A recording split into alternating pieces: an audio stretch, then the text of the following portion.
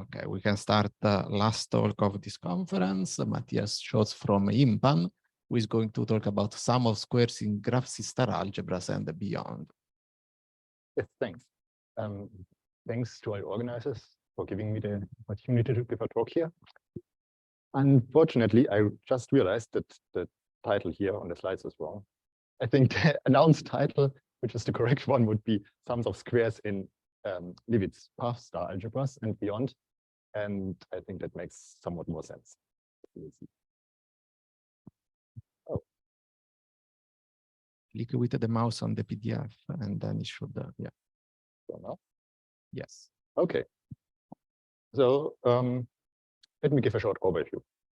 In this talk, I will introduce ordered star algebras, which is basically an idea to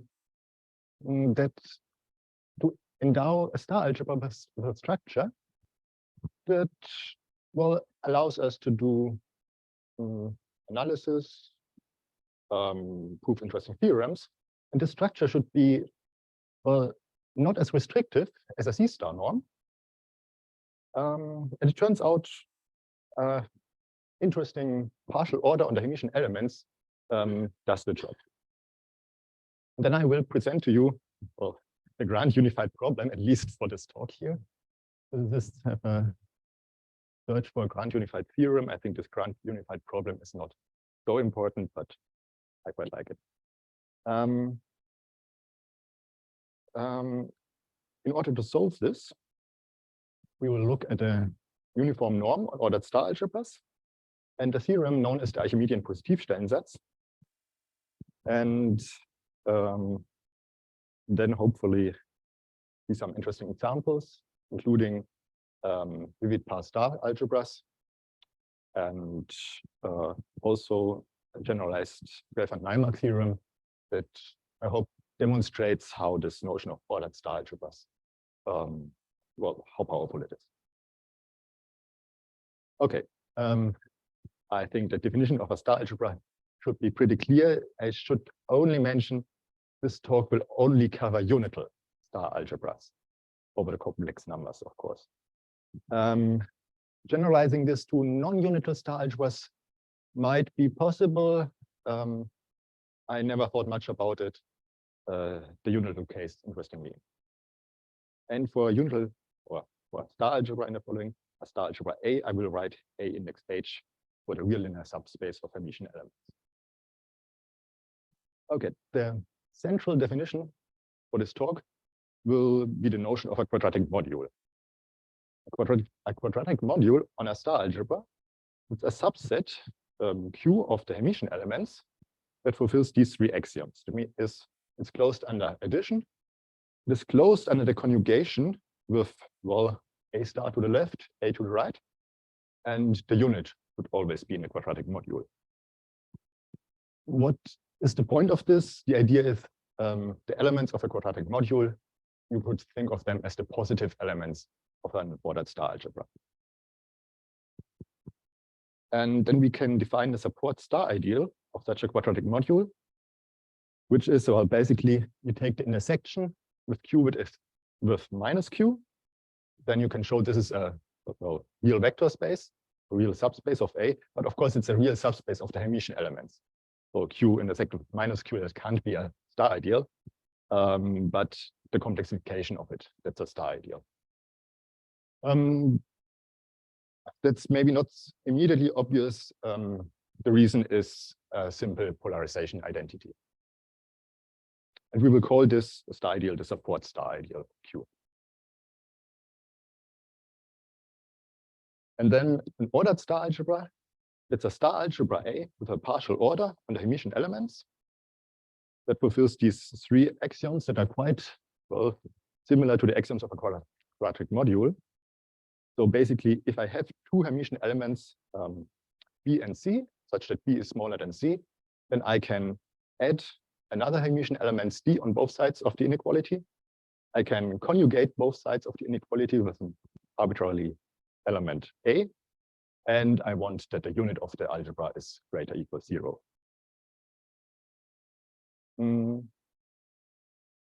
And in this case, then we define the set of positive Hermitian elements, well, as the set of Hermitian elements that are greater or equal 0. And I will write A plus H for this.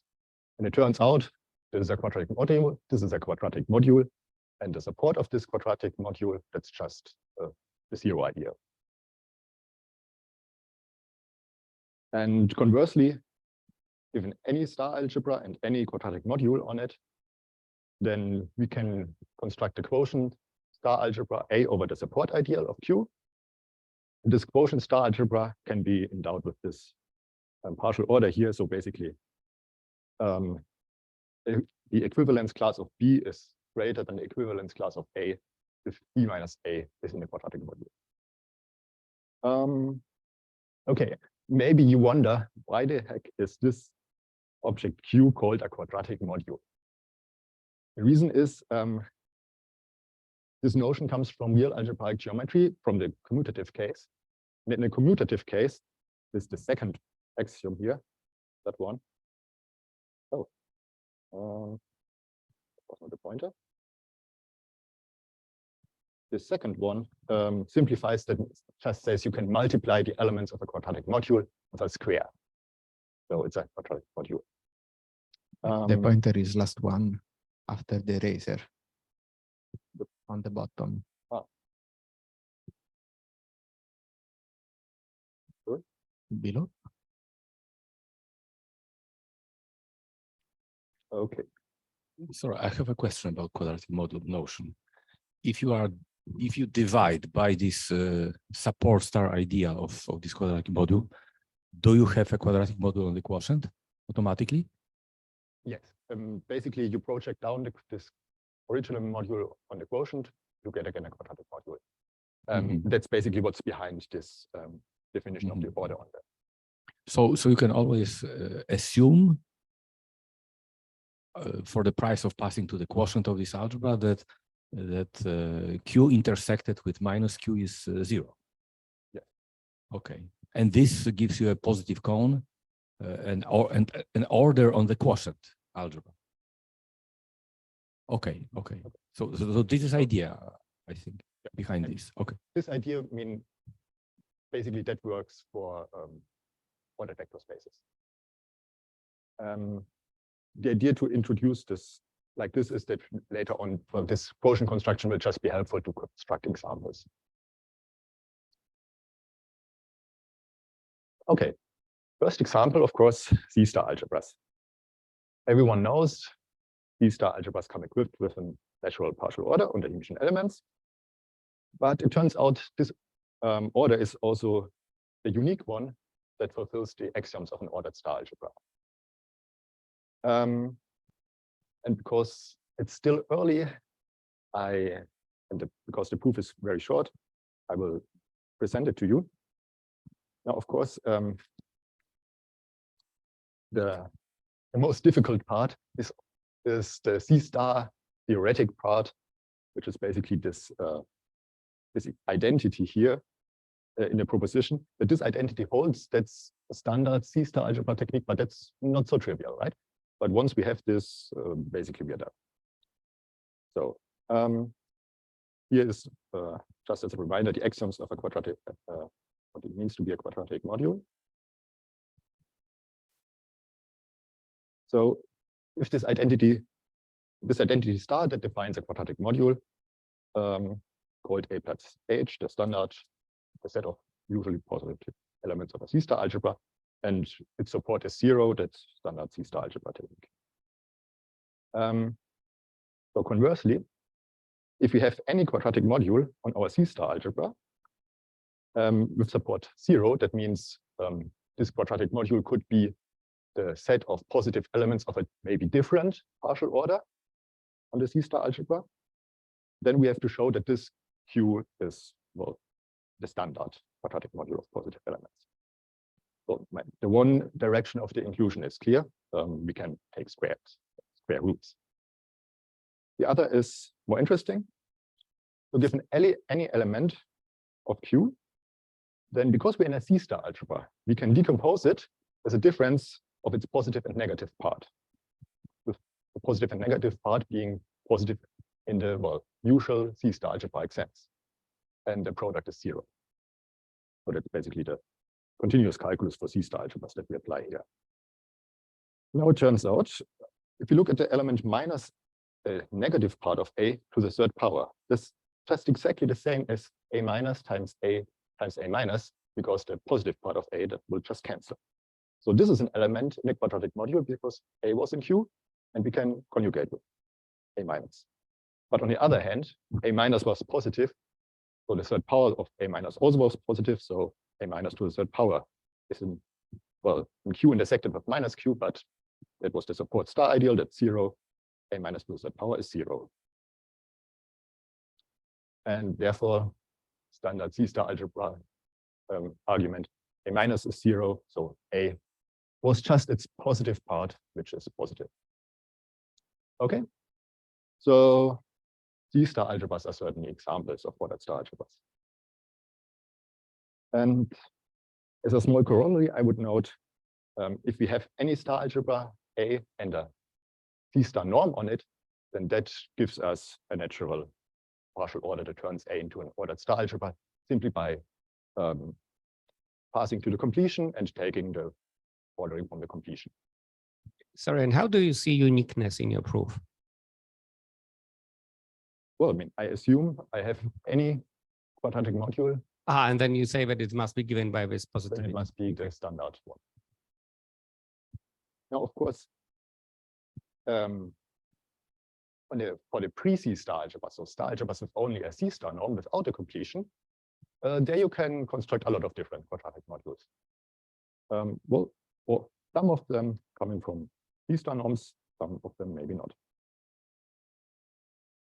Okay, other examples, well, easiest example, if you have any set, we take the complex valued functions on it with the pointwise operations, pointwise order. Well, the Hermitian elements are the real valued functions. The positive elements are the functions with non-negative values. It's a perfectly normal ordered star algebra. A non-commutative example, algebras of operators. So if we take any pre-Hilbert space D in a product, and we write L star of D for the star algebra of adjointable endomorphisms of this pre-Hilbert space. Please don't think of this example in the operator theoretic language. There you need just more axioms to describe the same thing. Think of it as a purely algebraic object. The adjointable endomorphisms means linear maps from D to D that have an adjoint within the usual conditions. Then the Hermitian elements are those endomorphisms that give real valued results when evaluated on these vector functionals here. Some polarization identity argument, and the usual operator order gives us, well, an order that fulfills the axioms of an ordered star algebra. And in this case, the positive operators are those that evaluated on such a vector functional give a non-negative result. In other words, if we have two Hermitian operators A and B, then A is less equal than B if and only if all these vector functionals evaluated on A give a smaller result than evaluated on B. Okay, so that's basically the interesting commutative and non-commutative examples. But there's more, because the definition of an ordered star algebra, that was purely algebraic. And because of this, well, we should be able to just generate quadratic modules out of some generators. And that's fairly easy.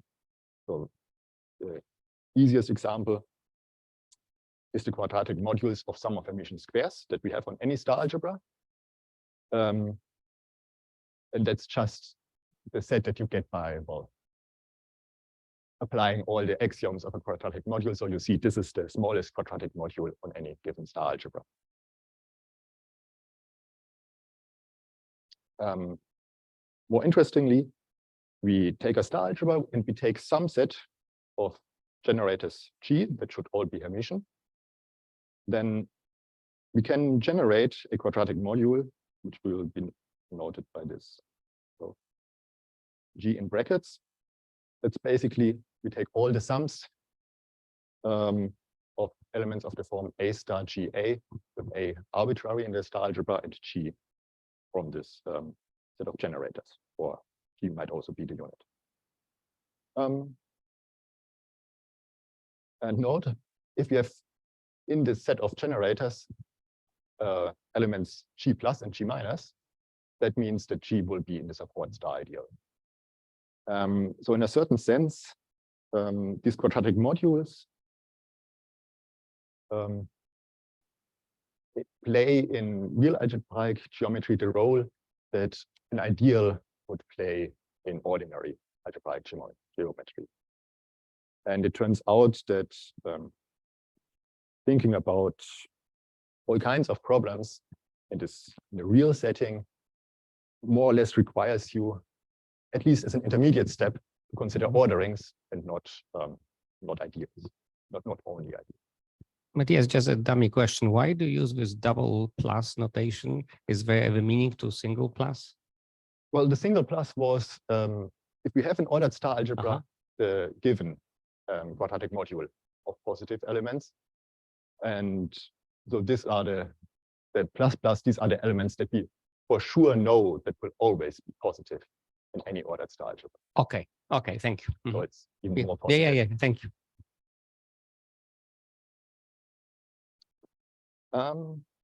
Okay, so we get Invoke examples, and we start to get closer to the graph star algebra. So, for example, take the star algebra of polynomials in some Hermitian variables x1 to xn. We take some set of generators. Then we might be interested in the set P of G of all the elements of Rn, where all these generating polynomials give results greater or equal 0. And the idea is, well, this quadratic module that is generated by these polynomials G, that should have something to do with this set of points where they are positive. And of course, it's not so hard to convince yourself. Every element in this generated quadratic module will be pointwise positive on this one. So you can also check this P of G with this definition will also always be a quadratic module, but it might certainly be greater than this algebraically generated one. And then the question arises, well, can we relate them? Turns out in many cases, yes. A very similar problem that I like very much for personal reasons. We look at the polynomials on the complex projective space via symmetry reduction. What does this mean? Complex projective space, you get, well, you start with C, the complex plane in 1 plus n dimensions, C to the 1 plus n. You restrict to the the real 2n plus 1 sphere inside, and then you divide out U1 action. That gives you CPN. Now, conversely, there's an algebraic description that gives you the polynomials on CPN, where we start with the star algebra of polynomials in, well, not Hermitian variables Z0 to Zn and their conjugates. We pass to the star sub algebra of U1 invariant functions. That means, well, the barred and the unbarred monomials have to have the same power in the end. And then we define what is called a momentum map, which is just the sum of the pairs of these coordinate functions, which is U1 invariant because the barred and unbarred variables always have power 1. The set of, well, the level set, the new level set of this momentum map is just the 2n+1 sphere. And now that means if we would quotient the U1 invariant polynomials by the ideal of all the polynomials that vanish on this new level set of J, that would give us the polynomials on CPN. Or a more algebraic version, we would divide out the star ideal generated by J minus mu. Or in this real algebraic version, I ask, how is the quadratic module that's generated by J minus mu and mu minus J related to the U1 invariant polynomials that are pointwise positive on this sphere? So basically, I lift the idea of polynomials on CPN to certain U1 invariant polynomials on the complex plane in one dimension higher. And as I said before, because I have this generated J minus mu and its inverse in this quadratic module, the support star ideal will contain the star ideal generated by J minus mu. So this is an algebraic picture that should somehow be related to CPN.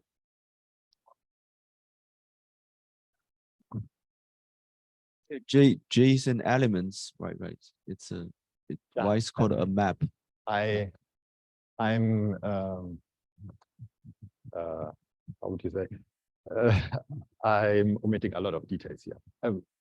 Not really important details. The whole notion here, this construction comes from symplectic geometry, where you would try to reduce a symplectic manifold by a Hamiltonian action. And in this case, there's a whole big theory to it. This construction is Marsden-Weinstein construction. And from this theory, the whole notions come. And yeah, therefore it's a moment map, but Thank you. we don't need this for the talk, all these details from symplectic geometry. But there is an algebraic theory of reduction by Stefan and others, right? Yes. Yeah, in a commutative case, this has been studied in depth. The reason why I like this so much is that there's also a non-commutative version, which is, well, Berezing quantization of CPN, but via symmetry reduction, which is also something that Stefan has studied a lot. And here we do basically the same thing. The only difference is we do not consider the polynomial star algebra in elements C0 to Cn, but the Weil star algebra, which is generated by A0 to An with, well, these standard commutation relations. Oh, yes, there should be a delta in here. Yes, thanks a lot. Yep. And then we do exactly the same thing. We pass to the star subalgebra of U1 invariant elements. I didn't tell you what this U1 actually is. I only tell you this star subalgebra. That's again, well, the sums of elements in a Weil star algebra where the number of creators is equal to the number of any annihilators. So the creators are, I think, the A stars, and the annihilators are the unstarred A's. Then we define the momentum map basically in the same way. And then we ask, well, how is the quadratic module that's generated by this momentum map minus mu and mu minus this momentum map? How is this related to the U1 invariant elements in the Weil star algebra that are, well, not pointwise positive on CPN, but positive in certain representations that come from the Berezing quantization of CPN. And I really don't have to tell you the exact details what these representations are, just if you happen to know them. The important thing here is these representations exist only if h bar k, no, if mu equals h bar k for a natural number k. And in this case, representation space d mu, that's holomorphic sections of a complex line bundle over CPN. Basically, these holomorphic sections are equivalent to homogeneous polynomials on C1 plus n. But in this whole, well, point of view from deformation quantization, it's more interesting to look at this connection to CPN. And otherwise, so if mu is not of the form h bar k for a natural number k, otherwise the representation is just 0. That means, depending on mu, this question of positivity is jumping a lot. Okay, and finally, also to an example that fits the topic of this conference here, Leavitt Powerstar algebras. I think I don't have to give the definitions again in the last talk of the last day. So we consider a directed graph. The important thing here is I consider a finite number of vertices because I feel safe in the case where I have a unital star algebra. That's everything. Maybe it can be generalized. So we consider the star algebra that's freely generated by, well, Hermitian elements PV and arbitrary elements SE, well, the P's for the vertices, the H's for the S's for the edges. And we consider the quadratic module that's generated by all the Kunst-Krieger relations. So basically all the identity relations that appear, well, twice with plus and minus here. And I hope I didn't make a mistake here. And there's one relation that's usually written down as an inequality relation. Well, in this formalism, this is no problem at all to include this. However, I think Piotr has already pointed out it is not necessary to write this down as an inequality relation. One could write it down also as an equality relation, but so I have at least one or the two inequality relation in it. Now and then there's a canonical map from this star algebra A to the corresponding graph C-star algebra, which will be denoted C-star of G. And again, the question is, how is this, well, algebraically constructed quadratic module related, well, to the positive elements of the C-star algebra when I pull them back? So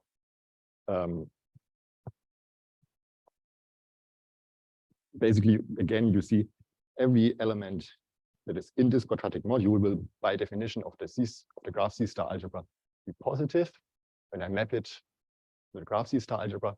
But the converse is, well, questionable and quite surely not true in general. Okay, a lot of different problems, but turns out they are basically all the same. That's my grand unified problem. So I consider a positive star. No, first I need a definition. I need a definition of a positive star representation of an ordered star algebra A. It's a unital star homomorphism to the star algebra for jointable endomorphisms for pre-Hilbert space, or usual definition of a star representation. And I require that, well, the image of a positive element in the ordered star algebra should be a positive operator. And I call such a positive star representation bounded if this pre-Hilbert space D is complete. So in this case, by the Hellinger-Toeplitz theorem, well, all the adjointable endomorphisms on it will be bounded. Yeah, I hope you agree that this all makes sense. And then my grand unified problem is, if I have an ordered star algebra, so typically with a set of positive elements, that's a quadratic module generated by some set of generators G, then I define another quadratic module Q as the set of all the Hermitian elements that will be positive if I map them to any, well, if I represent them with any bounded positive star representation pi.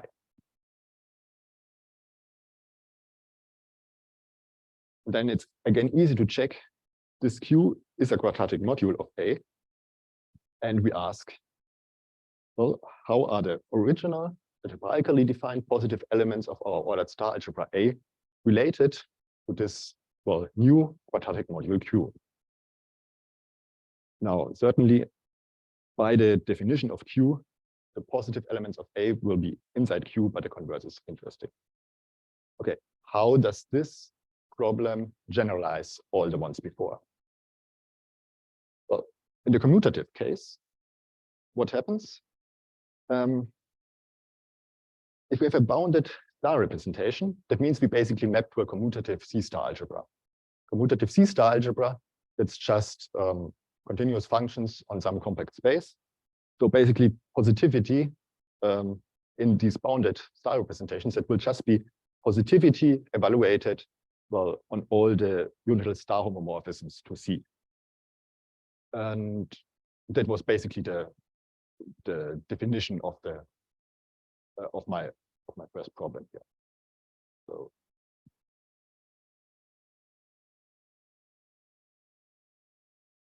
here for the polynomials, this set P of G, that's basically just evaluation functionals at the points of P of G. That's just the unital star homomorphisms to see that are positive with respect to the order. And well, the same is true for the polynomials via symmetry reduction. For the Bayesian quantization, please just trust me. It is just the same problem. And well, for the Leavitt path algebras,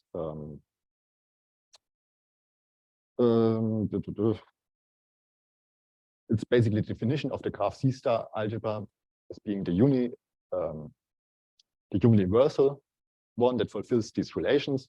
That means whenever I have a positive bounded star homomorphism of the Leavitt path star algebra, it will factor through the graph C-star algebra and pulling back gives the positive elements of the C-star algebra to the graph C-star algebra will give me just this quadratic module Q. Okay, why actually should we care? Now, of course, this is per se just a nice and interesting question. You can see it as a generalization, or as a, well, a generalization, as a continuation of Hilbert's 17th problem, which was, are all the pointwise positive real polynomials on Rn sums of squares of rational polynomials? This problem has famously been solved by Zstar. The answer is yes. And if you continue this line of thought and continue it to the non-commutative case, then we end up more or less with this grand unified problem. But the grand unified problem somehow is connected with a compact case, but let's not worry about this too much, because I have all this this assumption of boundedness in the end. Okay, let's start to get a little bit closer to the solution. One way to think of ordered star algebras, as I said, is a generalization of C-star algebras. And indeed, we can construct a C-star norm out of every ordered star algebra. Not on all elements, but on certain bounded ones. This is basically this definition. In the general case, this I would call it a norm, even though it is not a norm in general. This norm will have values in extended positive real numbers. And the norm of some element A is just the infimum of all the real numbers lambda, such that A star A is smaller than lambda squared. That gives us a method to define what infinitesimal elements of A are. That's those elements where this norm gives the result 0. And we can define the uniformly bounded elements. Those are those elements where the norm gives a finite result. And of course, we call the ordered star algebra A uniformly bounded if all its elements are uniformly bounded. And now there's a very nice theorem about this construction, which I like so much because, well, it consists of a lot of different parts. Each of them is non-obvious, but in the end, it just does exactly what you want. So we consider any ordered star algebra. Then the uniformly bounded elements, they form a unital star subalgebra of A, like the name suggests. The infinitesimal elements, they form a star ideal of the bounded elements. And this norm actually descends to a C-star norm on the quotient bounded elements modular infinitesimal element. I think there are a lot of people who have at least discovered parts of this theorem. The first one who wrote down everything, I think, is Simkrich. Some elements, I think that the bounded elements are under the star subalgebra also appear in papers of Schmidtgen, and probably also many other people.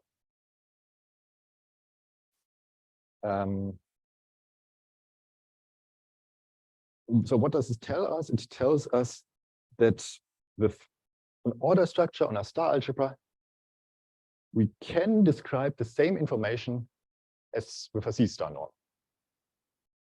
But not all orders, well, but we have somehow more freedom. For example, of course, that's what I was very interested in. We can have unbounded elements on which the ordering still makes sense, in contrast to a C-star norm. Okay, but this leads us to the question, which ordered star algebra are actually uniformly bounded? And of course, well, the C-star algebras are. But I'm thinking more if we construct ordered star algebras by generators. And unfortunately, there's this pathological example. And I think I need to draw something. So we just consider complex polynomials in two Hermitian variables, x1 and x2, and consider the quadratic module that's basically generated by these three polynomials. Now I can demonstrate my drawing skills. So the set P of G1, G2, G3, that's the set where, well, all these three polynomials are positive, or more negative, to be more precise. So what does the first polynomial tell us? That says x1 should be greater equal than 1/2. Oops. So that means everything right to this line is okay. The second polynomial tells us x2 should be greater equal than 1/2. So this upper corner is fine. The third polynomial tells us, well, everything where x1 times x2 is smaller than 1 is fine. That will give us something like this hyperbola. So in the end, this set here in the middle, that's P of G, or P of G1, G2, G3. And this set is compact.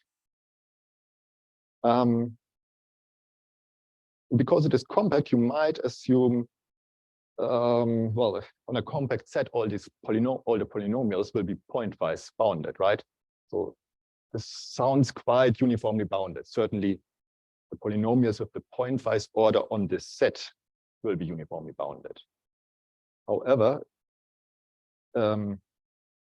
if we take only the quadratic module generated by these polynomials, then we get a not uniformly bounded ordered star algebra. Unfortunate pathological example. However, solution comes Schmidtgen's Positivstellensatz, first part. The thing we did wrong here in this example was, well, if we have G1, G2, and G3, in the commutative case, and we want these three generators to be positive. In a commutative case, we also know that their products are positive, right? And this is something we have to demand in addition. That is something we just don't get for free. So if you consider any finite set of generators of polynomials, and now we set big G to be the set of all the finite products of these generators, then, well, the set of points where all these generators have positive values. That's compact, that's easy. But the important thing is if we endow the polynomials with the ordering that comes from this from the quadratic module that is generated by this set G, where we include all the finite products, then we get something that's uniformly bounded. And that's only part one of Schmidt-Prinz Positivstellensatz. We will see the second part later. Just as a small remark, and this is more an observation that's by far not as deep as the Positivstellensatz. We can also consider any set of real polynomials of degree 1, and let G be the set of all their finite products. But here, the emphasis is on any set, not just finite set. And then there's something funny. If the set of common positive element, the set of common positivity points is compact and non-empty, then we again get an ordering that's uniformly bounded. But for some weird reason, we need the additional assumption of non-emptiness, which you see in this next pathological example, which I might maybe skip. Okay. So here, these examples with polynomials, they are actually quite intricate. But there are many other examples where it's really easy to check that that star algebra is uniformly bounded. Why? Well, because we already said that the set of uniformly bounded elements, that's a unital star subalgebra. So if we have a star algebra generated by some elements, then it's sufficient to check that these few elements are uniformly bounded. And well, this is often easy. For example, in the case of CPN via symmetry reduction, the generators are that Zi, Zj bars. And recall, we have the definition of this moment map. And we consider this quadratic module generated by J minus mu and mu minus J. Then in the ordered star algebra, we get by quotienting out the support star ideal. Well, we make an easy calculation that I Zj bar start times Zi Zj bar will is something where you eventually in the middle you can use that Zi bar Zi is smaller than J because J is differs by a sum of squares from Zi bar, and then if we divide out this support star ideal, we can replace J by mu, and we can do the same argument again, so we get something finite number. And remember the definition of this uniform norm. The uniform norm was the infimum of all the lambda squares, such that this element is smaller or less equal than lambda squared. So we know that the uniform norm of Zi Zj bar will be less equal mu. We know this for all the generators, and so we know that this whole star algebra is uniformly bounded. And the non-commutative version, well, exactly the same argument, nothing changes. If we path star algebras, well, our generators were polynomials, were projections and partial isometries. Their defining relations already guarantee us that they will be bounded. So also nothing happens. Oh, and what does this mean? This means that this uniform norm that we constructed on this the Leavitt path star algebra, this is actually the norm of the graph C star algebra. Well, basically, because you check it, that is the weakest C star norm that's compatible with the relation. Or maybe it's the strongest. It's hard to think while you're giving a talk.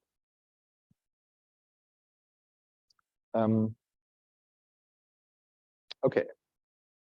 And this already leads us quite close to the solution of our grand uniform problem. because there's a nice theorem, again due to Schmidtgen. If we have a uniformly bounded ordered star algebra and some Hermitian elements,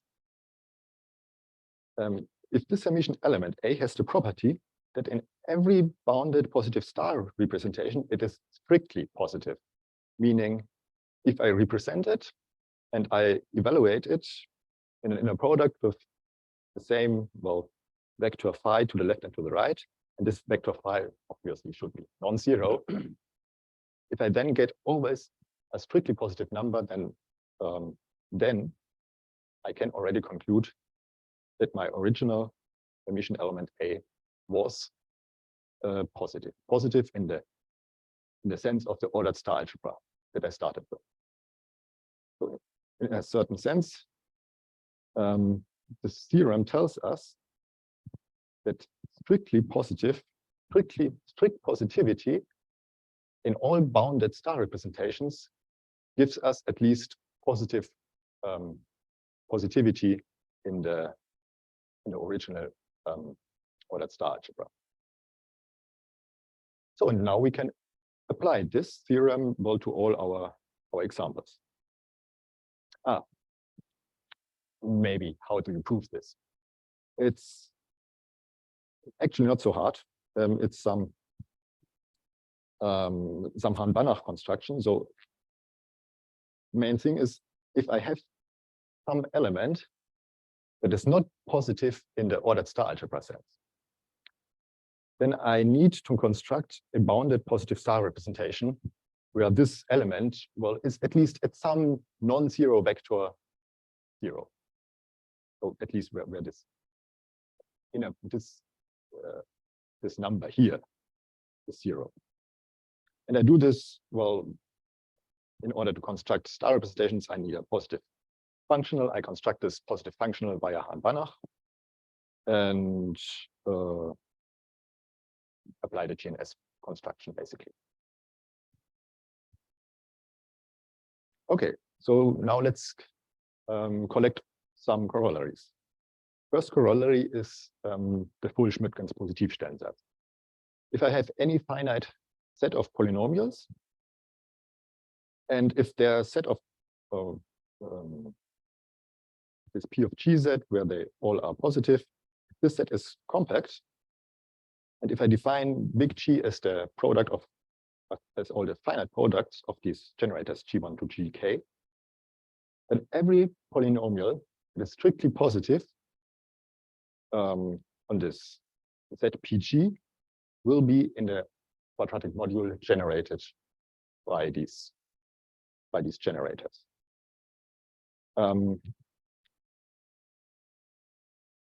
What is so surprising about this? Well, basically deduce an algebraic property being that this polynomial P has some representation as, well, a finite sum of generators multiplied with some squares from a, well, completely analytical, well, assumption being pointwise positive on some compact set.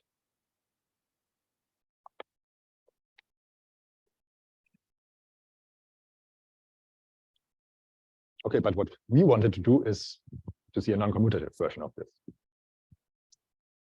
So this is the corollary applied to a path star algebras.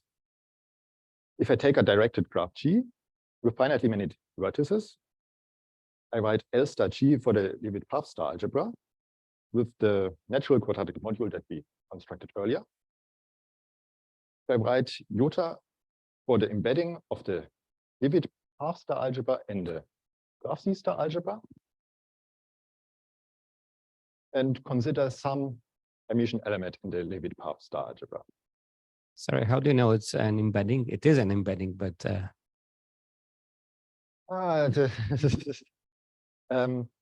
actually, I did not want to write embedding here, more something like natural map, because I'm not so, because I don't know the theories so well. So I was actually not sure. But yeah, it is an embedding, and you can read about it in this Leavitt Powerstar algebras book. But it's a non-trivial argument. Yeah, but it is actually not necessary for this for the corollary that it is. Okay. That was actually one question that I would have had, because this sounded to me like something that would not be so trivial. So if I take a Hermitian element, if it's embedded in the Cstar algebra, has a strictly positive spectrum, so it's being strictly positive, then it was already, well, an element of this algebraically constructed quadratic module in the Leavitt Powerstar algebra. And basically, so this is something, I think this is this has been published nowhere, but this is just an immediate corollary of this big theorem here, by just applying it to the Leavitt Powerstar algebra.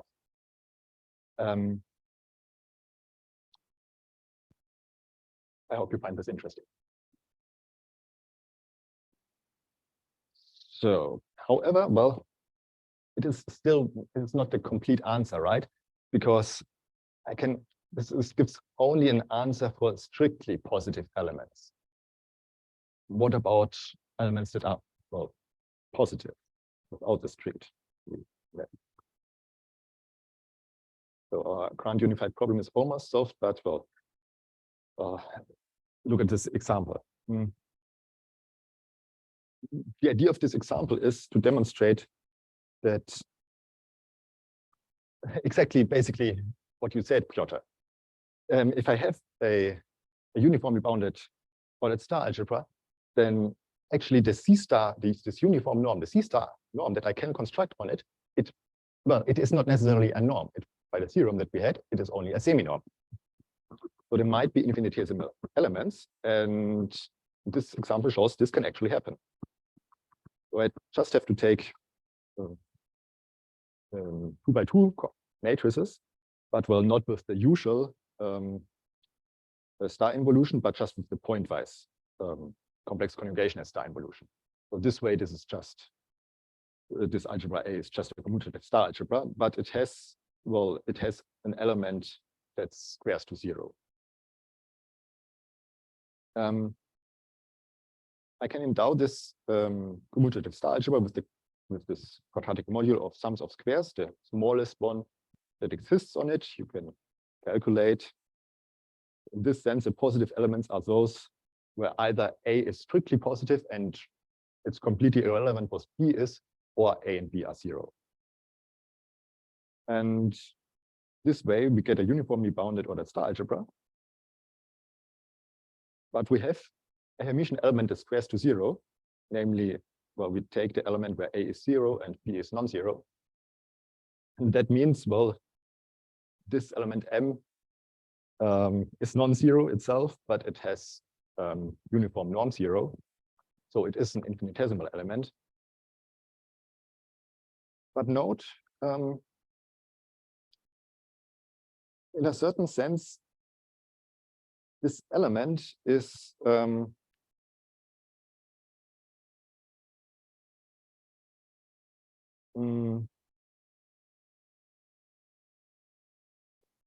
should I say? It is the limit of this element M. It itself, it is not positive, but it is a limit of positive elements. That means in this example, the cone of positive elements is not closed. This is what causes all the problems.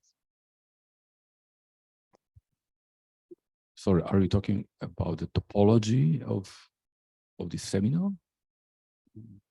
Closed in the closed in just well, finite dimensional vector space. Ah, okay. Yeah, good question. Because so it is, the problem is somehow this non-closeness, but how to make this precise in a general way? If I only have an order, right?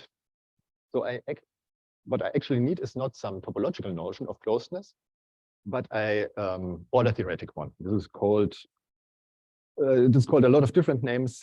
I like the name integrally closed, but maybe I just call it closed for for simplicity. And I say an ordered star algebra is closed if the following holds. If I have two Hermitian elements, A and B, and A is smaller equals than epsilon B for all epsilon greater 0, then A should already be, well, not only smaller than epsilon B, but smaller than 0. So this is some kind of order theoretic notion of closeness. Whether this has anything to do with a topological notion is completely unclear. Now we continue the nice theorem from before. If I have a closed ordered star algebra, then the uniform norm is actually a C-star norm on the star subalgebra of bounded elements, and I have no infinitesimal elements.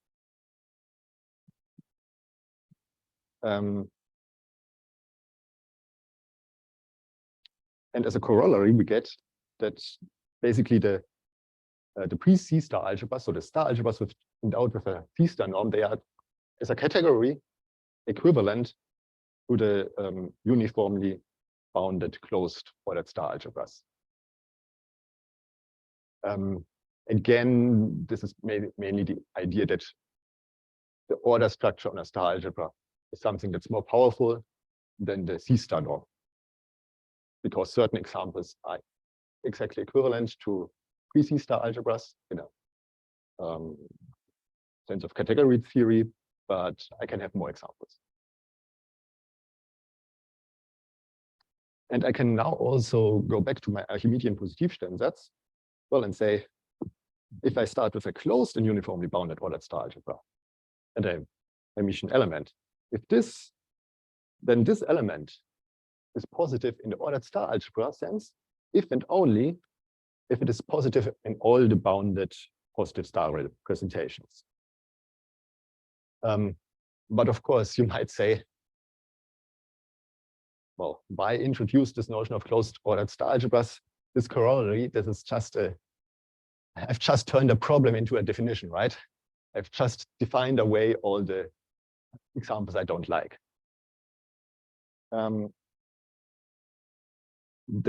big problem is, of course, how can I choose generators in order to get a closed ordered star algebra?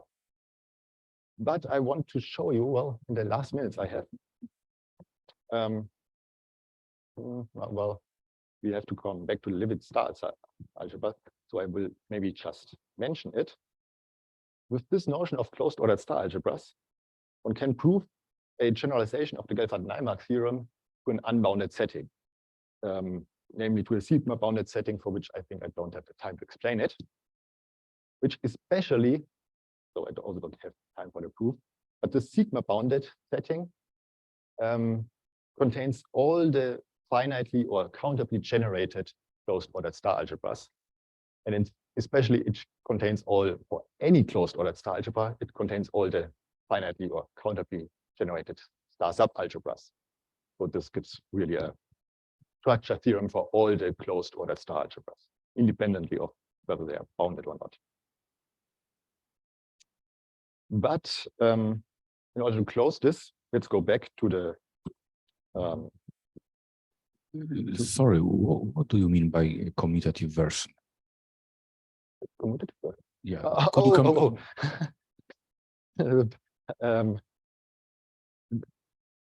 That is something that I didn't even plan to include in a talk. I just wanted to mention it. There is, I mean, what I just flashed to you is the non-commutative version of the Gelfand-Naimark theorem. You can represent certain sigma bounded closed ordered star algebras by operators. And there's a non-commutative version. We can represent certain commutative closed ordered star algebras by functions. But I never plan to have time for this. Okay.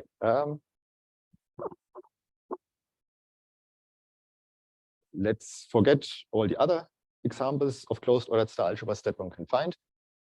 Let's go as the last examples to the Leavitt path star algebras, and this is just a small overview of the literature. So which of them are closed? Of course, some of them are just complex matrix algebras. Well, they are C-star algebras, they are closed. Interesting, there's the Ficheries theorem, so I think that applies to that should apply to this graph, right?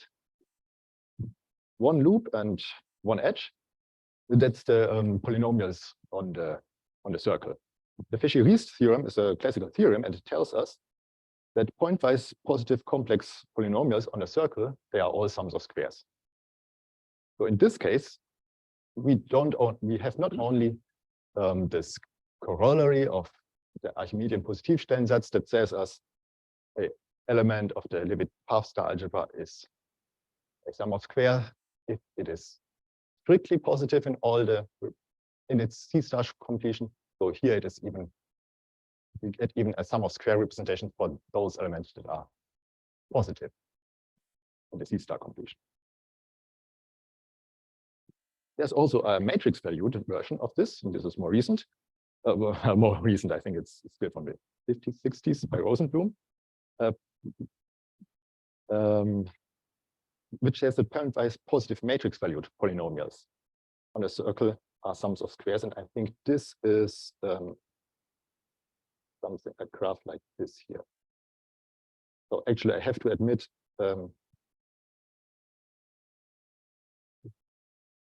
this comes from some lecture notes that I found in Wikipedia. But there are interesting examples of coming from graph Cstar algebra, or graph star algebras. And then there's also a non-commutative Fisher-Ries theorem due to Savchuk and Schmidtgen. And that's basically the triplets algebra.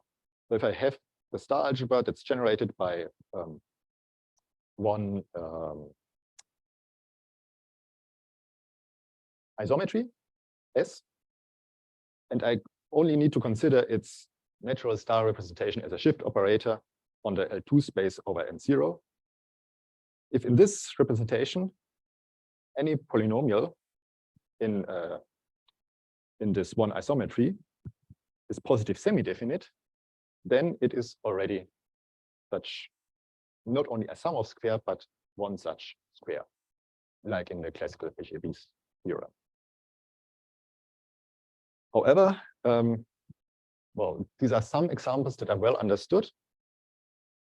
In general, these results are not yet on par with the commutative case. In the commutative case, that I didn't show you there, one has a very good understanding, basically, that these quadratic modules on a polynomial star algebra, they are closed in certain examples in 1 and 2 dimensions and never in 3 dimensions. So there's there one knows a lot more. It's just some examples. Okay. Thanks for your attention. And I also think it's a good idea to thank your organizers. They had a way less relaxed time this week, I think, than others did.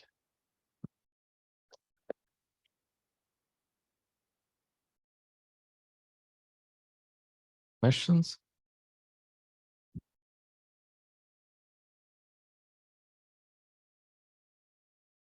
Yes. I have a question. My question is, can you bound the number of squares which are necessary to represent a given element? In a non-commutative case, no. I think this hasn't been looked at in the non-commutative case. In the commutative case, people did look at such questions. There are results, but I'm not an expert regarding this.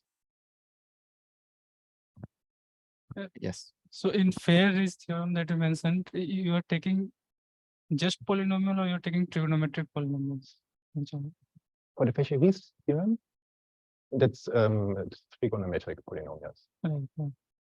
And in the one result you mentioned of Smogen, I think, where you can write any, I think, positive Toplish operators as B star B. Isn't it like that only? That you can write any. Yeah, the fourth example, what you're mentioning. Yeah, you mean? Yes. Yeah, so this result is stronger than just saying that this natural order that we generated by the usual relations of the Powerstar algebra is closed. So we get even more. We get a representation of all the elements that we would expect to be closed from the Cstar algebraic, that we would expect from the to be positive from the Cstar algebraic version. We get that all these elements are actually of this easy form Cstar. So here you don't assume any invertibility on pi a, like it's like just positive element. So, sorry? So pi a need not be strictly positive here. Here we do not need strict positivity. Okay. So basically, similar results with strict positivity, that's something one gets immediately for all the Powerstar algebras. But, well, those examples where one does not need the example of strict positivity, they are way less well understood, and there we just have some examples. Of course. Maybe that's interesting. And I don't know whether there's actually a graph star algebraic theorem that would come out eventually, maybe whatever. Those Powerstar algebras where we only have one loop maybe admit such a representation without the assumption of strict positivity. Maybe it has nothing to do with graph star algebras at all. At the moment, I think we don't know. No, why I am saying that in for example, if you consider the functions essentially bounded functions on the circle, then any non-negative function can be written as a square of well positive functions which positive coefficient, like I mean, right? But this is not true for any non-negative function. It has to. There are some restrictions like log of this function is integrable or things like that. So that's why I'm asked. So a strict positivity will will automatically come in that category. So that's why I'm wondering that this is holding for any non-negative things. This is quite a stronger result as compared to that. I don't completely understand. I mean, I agree this is kind of a strong theorem, and this is maybe unexpected, but yes.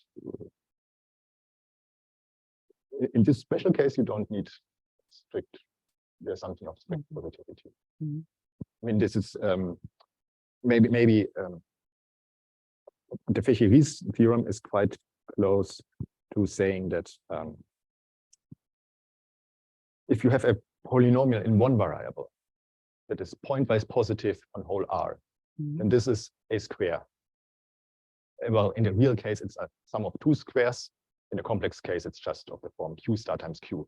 And this is something you can prove using the fundamental theorem of algebra by just looking at its zeros and well, dividing the factors in pairs, one in the Q, the other in the Q star. Yeah, but something like this tends to work in one dimension. That it works in some cases in 2 dimensions is actually a huge result, and such things typically don't work in higher dimensions. There one needs some kind of fractions, which is completely unclear what would be a fraction in the non-commutative case. Thank you. Other questions? So also nobody from home. So maybe we can thank the speaker again. Stop record.